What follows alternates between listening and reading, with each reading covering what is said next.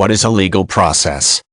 A legal process typically refers to one of several different things related to law and various legal practices. One of the most common uses of the term is to refer to the processes or procedures followed during a legal case, such as a criminal or civil case that is tried in a court of law. The term can also be used to refer to the serving of a summons or court order upon a person, which is often done by a court-appointed individual or a private company. This legal process will typically vary from one country to another. In general, there are two common uses of the term, and the way in which it is used will typically indicate the meaning intended. One of the most common uses is as a synonymous term with due process or legal proceedings to indicate the process by which legal proceedings occur in a given country. These proceedings can vary quite widely from country to country, and so the context in which the term is used will greatly impact what is precisely meant by it.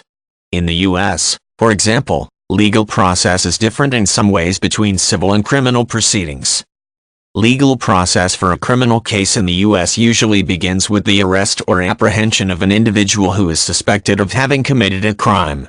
The individual will usually make a first appearance before a judge and receive formal charges against him or her, as well as the establishment of any bond amount. Victims of the crime or crimes are consulted and terms for restitution are established. Then the defendant is arraigned and depositions are made. The process for a criminal trial will then begin, with choosing a jury, hearing testimonies and evidence against a defendant, and concluding with the reading of a verdict, sentencing, and ordered restitution if found guilty. This process is different for civil cases and can be quite different in other countries as well.